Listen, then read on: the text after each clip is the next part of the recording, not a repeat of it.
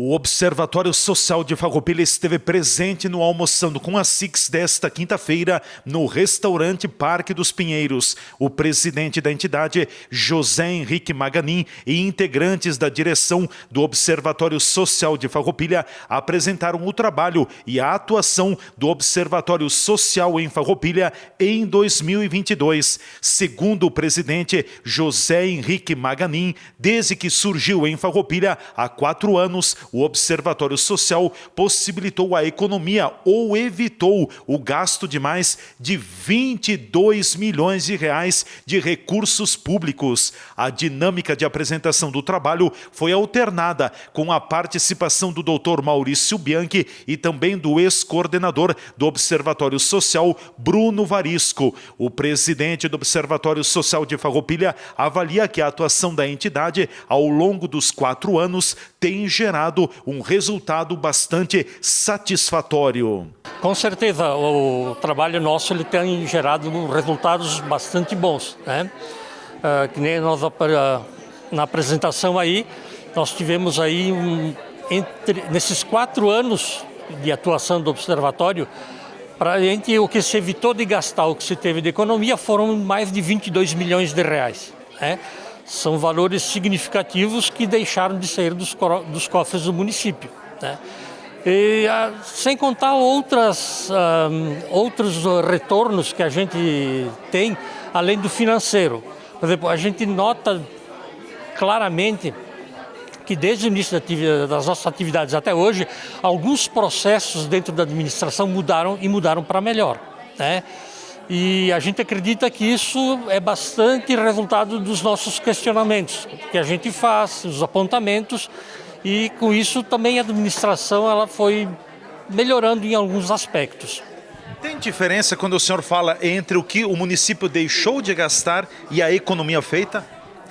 Tem algumas coisas, por exemplo, quando a gente deixou de gastar, teve algumas no passado, algumas licitações de grande vulto, no valor de 4, 5 milhões, quase 10 milhões de reais, que devido aos nossos apontamentos, a gente conseguiu impugnar essas licitações, né?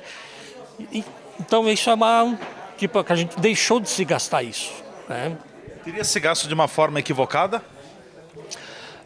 Com certeza, tem coisas, por exemplo, a questão do software da saúde, né? Que ia se gastar 3 milhões quase, né? Tinha mais um outro software de colocar internet com fibra ótica em todas as escolas do interior. Não que a gente diga que não tem que fazer isso, só que a maneira que estava sendo. Imagina puxar um cabo de fibra ótica até Formeco e sei lá, em outras regiões do interior que podem ter internet via rádio. E a quantidade de equipamentos, de hardware que ia ser comprado para isso ia dar quase 10 milhões de reais. E a gente conseguiu impugnar também isso. No momento, presidente, qual é o trabalho que vem sendo feito? Enfim, o observatório está conseguindo analisar todas as licitações, falta pernas ainda para ter um acompanhamento mais amplo? Bom, a principal atividade continua sendo o monitoramento das licitações, né? E realmente falta perna porque a gente está querendo atuar um pouco mais nos outros 3 eixos de atuação do observatório, que é a educação fiscal, fomentar o comércio das micro e pequenas indústrias, né? Então, isso começa a ter a gente precisa de mais gente trabalhando. E talvez a gente comece a selecionar um pouco mais as licitações, se a gente tiver que deixar de analisar alguma, e aquelas de R$1.000, R$2.000, de repente não vale a pena se despender tempo para isso. Mas a gente continua de olho praticamente em tudo. E a gente teria outras coisas que teriam que ser feitas, por exemplo, conferir se aquilo que foi comprado está sendo entregue, né?